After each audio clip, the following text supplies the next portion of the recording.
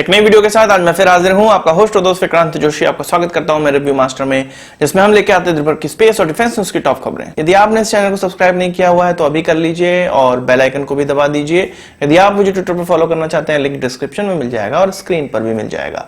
अपनी सबसे पहली खबर की बात करेंगे तो वो हल्के टैंक की तरफ से आ रही है, मेन बैटल टैंक्स की तरफ से आ रही है। जब भारत और चाइना का फेस ऑफ हुआ, स्टैंड ऑफ हुआ और जो भी चल रहा है लद्दाख में, उसमें सैटेलाइट इमेजेस में ये निकलकर सामने आया कि चाइना ने अपने हल्के टैंक, जिनको टाई 15 टैंक कहा जाता है और इनका वजन लगभग 33 से 35 टन का है, हल्के वजन के टैंक को डिप्लॉय किया। और ऐसे स्थानों पे जहां पर बहुत ज्यादा माउंटेन होते हैं वहां पर इन टैंकों को एयरलिफ्ट किया जाता है और आपके पास ऐसे हैवी लिफ्टर्स होने चाहिए एयरबॉर्न होके इन टैंक्स को वो वहां पर स्टेब्लिश कर सकें। तो इसी तरह की तलाश भारत को भी अब होने लगी है। हालांकि ये तलाश इससे पहले जारी हो चुकी थी पर इसको कभी भी गो हेड नहीं दिया गया था। पर अब जब देखा जा रहा है कि चाइना अपने टाई 15 टैंक को लेकर वहां पर पहुंच गया, हल्के टैंक को लेकर वहां पहुंच गया, तो भारत को भी ये लगा कि हमें जो टैंक अब वहां पर पहुंचाने हैं वो केवल रोड के माध्यम से पहुंचाए जा सकते हैं। हमारे पास T-72 टैंक है, T-90 टैंक है, अर्जुन टैंक है। इसमें किसी का भी वजन 45 टन से कम नहीं है। T-72 की बात करें तो 45 टन का है। T-90 टैंक की बात की जाए तो वो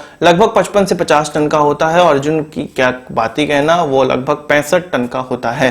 तो इन सभी जो टैंक्स हैं इनका इस्तेमाल एयरलिफ्ट करके नहीं किया जा सकता। हमारे पास जो भारी भारी एयरलिफ्टर हैं जैसे कि C-17 ग्लोबमास्टर की अगर बात करें तो वो 45 से लेके 50 टन तक ही ले जा सकते हैं। तो जो हमारे पास एयरक्राफ्ट हैं उनकी मैक्सिमम क्षमता जितनी है उससे भारी टैंक हमारे पास है, इसलिए उनको एयरलिफ्ट नहीं किया जा सकता है।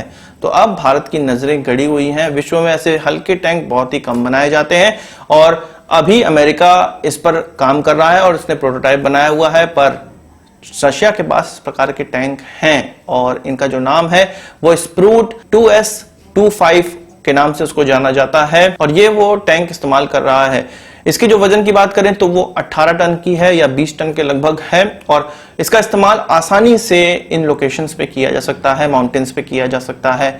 अब भारत केवल रशिया से ही सामान लेता है, मैक्सिमम सामान रशियन हमारे पास है, डिफेंस इक्विपमेंट। तो हो सकता है कि भारत रशिया के पास इन टैंक्स को खरीदने के लिए जाए, इन टैंक्स को शॉपिंग के लिए जाए। पर यहाँ पर एक प्रश्न उठता है कि हर चीज हमें लेट से क्यों पता चलती है। जब हम अर्जुन टैंक बना रहे थे तो इसके 2-3 वेरिएंट नहीं बना सकते थे।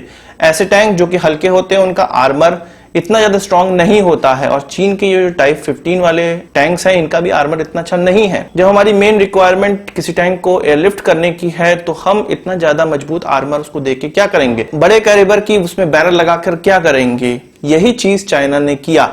चाइना ने अपने जो टैंक है उसको हल्का बनाने के लिए उसमें बैरल का जो कैलिबर है उसको भी कम किया, इसके अलावा आर्मर को भी कम किया और धीरे धीरे उन्होंने एक हल्का टैंक बना लिया। हालांकि हल्के टैंक के नाम पे ये थोड़ा भारी है पर फिर भी हमारे पास जितने टैंक हैं उससे काफी हल्का ये हो चुका है और वो उसको लेकर अब पहाड़ों में घूम रहे हैं।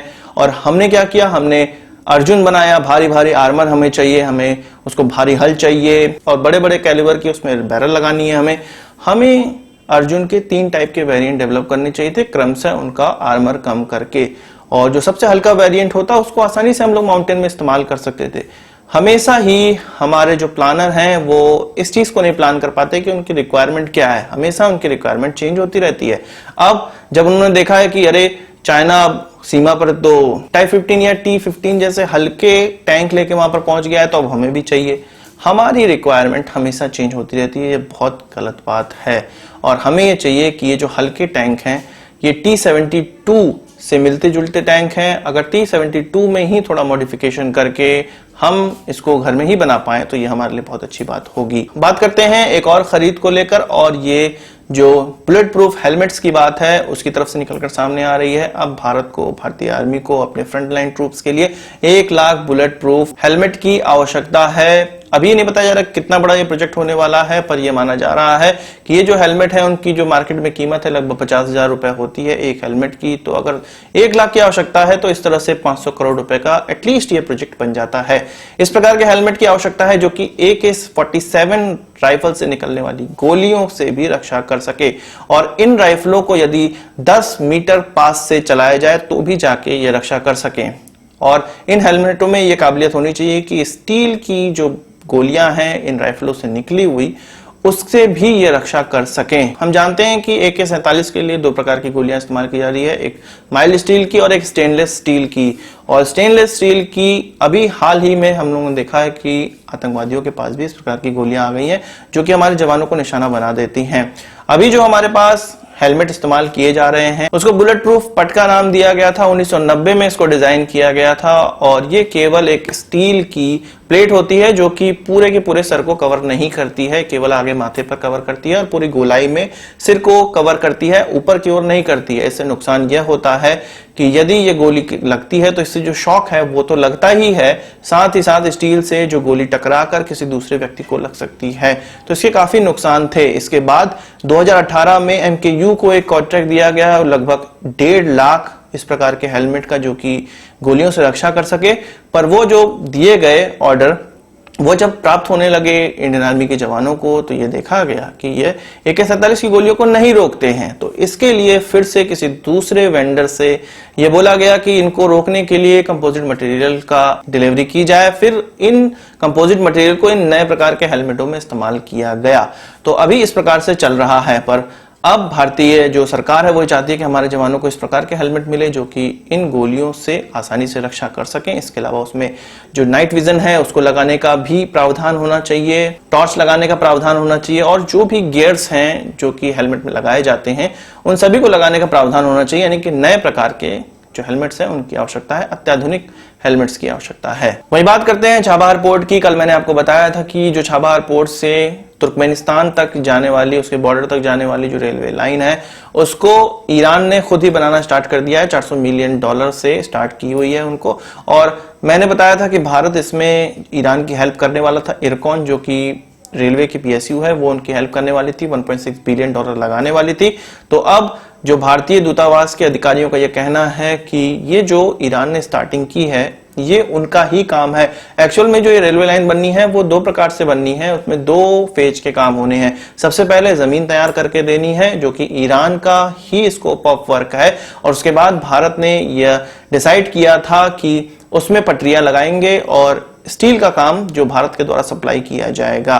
पर अमेरिका के सैंक्शंस के कारण स्टील सप्लाई वहां नहीं हो पा रहा है। इस कारण से भारत वहां पे आगे प्रोजेक्ट नहीं बढ़ा पा रहा है या उसके लिए पैसे नहीं दे पा रहा है। अधिकारियों ने यह भी कहा कि भारत इस प्रोजेक्ट के लिए कटिबद्ध है। हालांकि भारत केवल चाबहार पोर्ट डेवलप करने की बात कर रहा था, पर बाद में तुर्कमेनिस्तान के बॉर्डर तक, अफगानिस्तान के बॉर्डर तक रेलवे लाइन बनाने की बात भी कही गई और भारत उससे पीछे नहीं हट रहा है। पर जो अमेरिका का सैंक्शंस है उसके कारण इस तरह की चीजें नहीं कर पा रहा है भारत। अभी जो जरूरत है वो दोनों देशों के नेताओं को, राष्ट्रीय अध्यक्षों को आपस में बैठ के इसका कोई ना कोई हल निकालने की आवश्यकता है। वही बात करें हुआवे की तो अब यूके में भी इसको बैन कर दिया गया है। यूके की सरकार का यह कहना है कि हुआवे से जितने भी उनके टेलीकॉम ऑपरेटर हैं इस साल के अंत तक सारे अपनी डील खत्म कर दें, यानी कि कोई नया हुआवे का सामान, इलेक्ट्रॉनिक सामान यूके के टेलीकॉम ऑपरेटर अब इस्तेमाल नहीं करने चाहिए और धीरे धीरे इसको खत्म करते करते 2027 तक बिल्कुल चाइनीज मटेरियल गायब कर देना है, मतलब हुआवे का सामान वहां से गायब कर देना है और यूके के पास इस प्रकार की कोई भी चीज नहीं होनी चाहिए जो कि हुआवे के द्वारा बनाई जाती है। उनके टेलीकॉम ऑपरेटर के पास इस तरह की चीज नहीं होनी चाहिए। इस कदम से कहा जा रहा है कि जो चाइना की कंपनी हुआवे को 2 बिलियन यूरो का नुकसान होने वाला है। तो चाइना पे एक चौतरफा वार चल रहा है। यूएस के दबाव में सारी यूरोपियन कंट्रीज अब हुआवे को अपने आप बैन करती चली जा रही हैं। वही बात करें यूएई से आने वाली जो क्लोज क्वार्टर कार्बाइन है वो जल्दी आ सकती हैं। इसके अंतिम दौर में बातचीत चल रही है।